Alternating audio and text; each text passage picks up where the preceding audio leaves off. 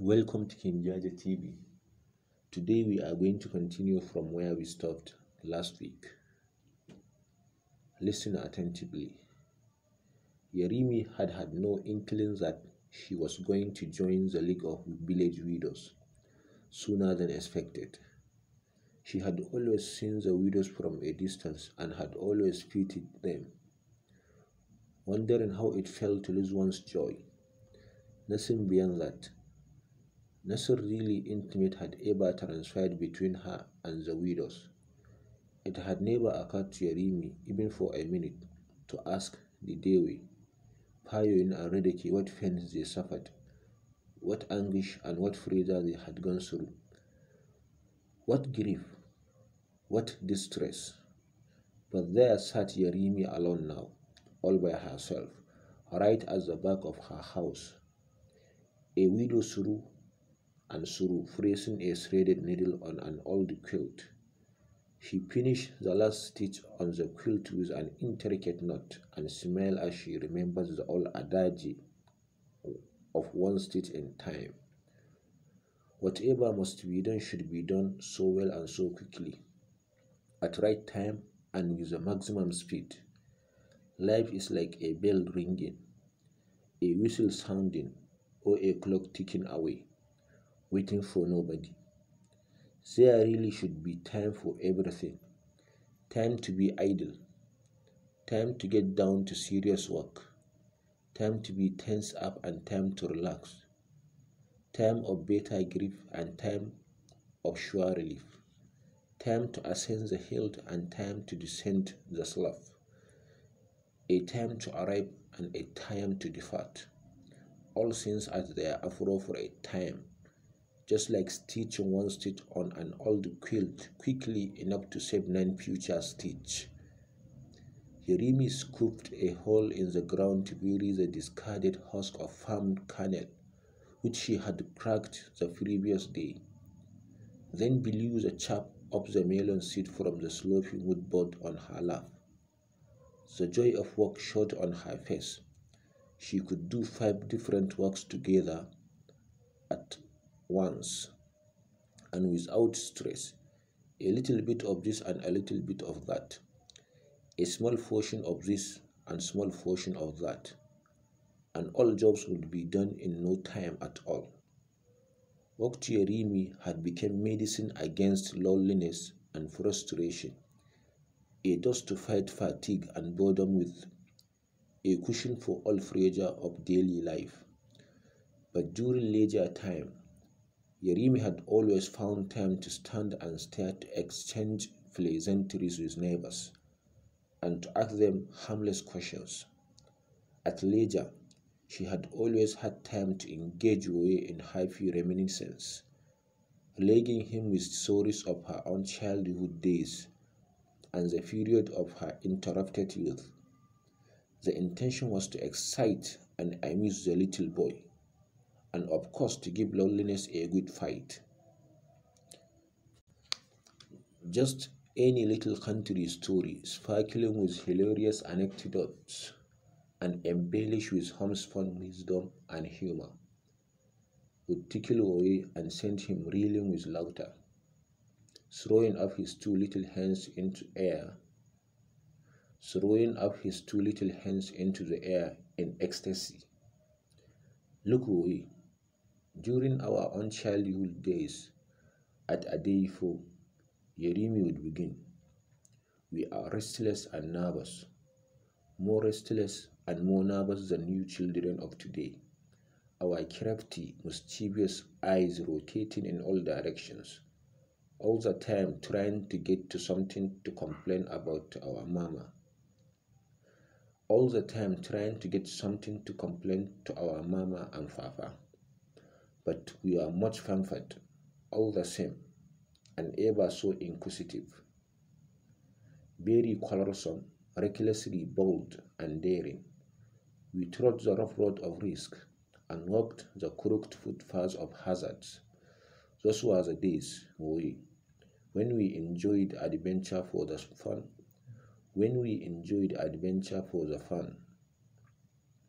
and period of living dangerously for young boys and girls of the village. We would live up the branches of tall trees and spin in cycle.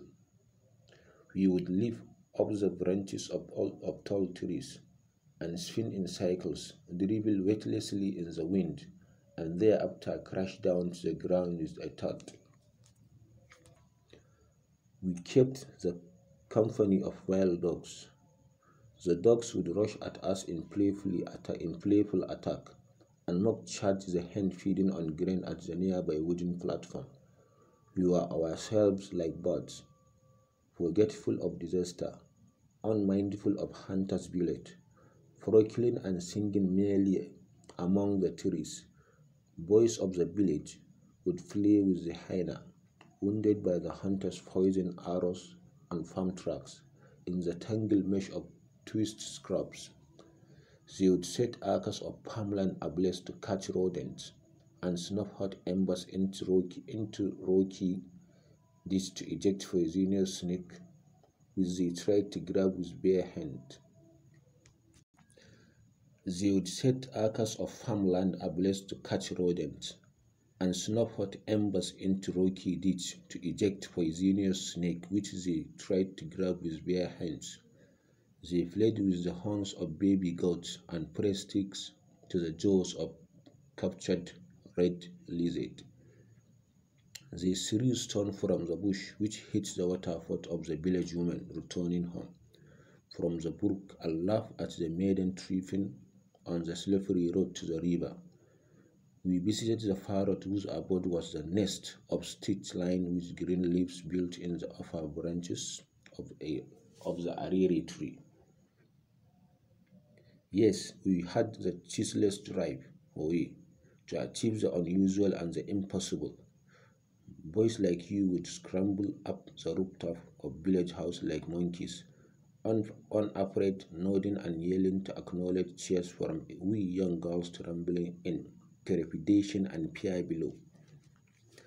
The village elders always call up mothers to warn their male children. The elders themselves will bring their bros together, expecting that the boys would read their intense disapproval and stop the nonsense. But no, what was nonsense to the elders was sense, hilarious fun, and amusement to the carefree children of Adifo village. Woye was always excited to hear stories like this, stories of the brave children of the grandmother's village during the good old days. Happy children of Adifo, as Granny used to say, children who would trot round and round in the hot afternoon sun, laughing everlastingly, who would run to the garden on windy day to pick a few fallen mango fruit which they always sank their teeth into with relish, children who would gather round the low village hill to ponder over the mystery of thunder, claps and flashes of lightning, threatening to tear the heaven into pieces. Very playful children we were in those days. We always flexing muscles to challenge one another to wrestling, contest, and throwing opponents badly down, boom, boom, like over reef mangoes. It was our habit to climb the 9 hills which separate Adeifu and the neighboring Kange, Adirobba, Orita, Kufi, Afon, Ladunni, Akokura, Ope, Idiogun, and Kelebe, like Rikosis horses. Yerimi told Noe how little children used to spend long periods of time gazing in wonder at the enigmatic rainbow arc in the sky and singing loud song to the white crane fetching in the reeds. How they poise on rocks, look down at stretch of water that gleams through bending trees. All our entire problem was always vanished with just a moment's encounter with nature. The deep blue color of the sky and the precious of fresh leaves on the tree were a symbol of happiness for we little ones. Girls would cover their faces shyly with their mother's wrappers, and boys like you, Oye, would wear their father's oversized farm cap, grinning like fools as the cap slid down their foreheads. All of us, boys and girls, would stand naked, yelling under the drop heavy rain glowing down darkly, shattering down the line of the roof of the shattering down the lines of the roof sheet of the village mood buildings, and we would shout hilariously. We used to play the hide and seek game too, tumbling over the fallen walls of the old village buildings, flying like birds in the air over the empty square of faceless family compounds. We played the Boko Boko and the one called Dele Dele, which often took us rambling from house to house, searching for nothing in particular, and leading us finally to group our way back home like blind beggars. We imitated the walking step of dwarf and tiptoe raising our heads up to find who the giant of the village was. Talu, Talu Gajulaba. At other times, we roll like melon fruit on sloppy furrows to ridicule the barrel-bodied, the round and plump Orobu among us. We laugh loud at the weak, feeble ones of the village, those children growing up pale and stunned, with bent back and crooked limbs. The helpless ones among us slept in the warmth and comfort of our mother's breast, enjoying the thrill of maternal care. A Adeyfu village was our entire world away.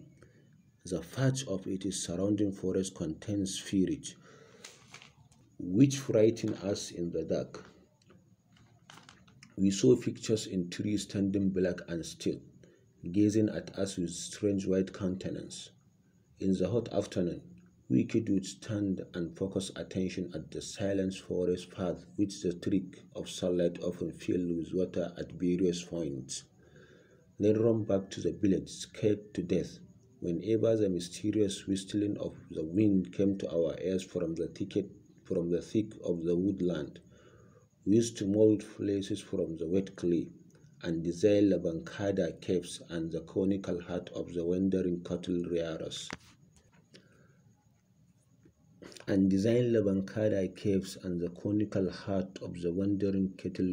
From jungle leaves. At night, we were always ready to lie on a rage mat, talking and laughing innocently in our sleep. See us, Papa, we could rant, riding the brand new bicycle you bought for us, across the stream of Ojutu to the fruit village of Aku, hidden by 1 million guava and mango trees on the edge of Ajay Hills. Here is a place of abundance. Mama, the ranting would continue, where food is plentiful, a place to play all games in this world.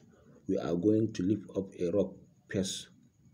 Mama, we are going to lift up rock face now, Mama, and drop from the top of tall tree, straight into large body of water down below.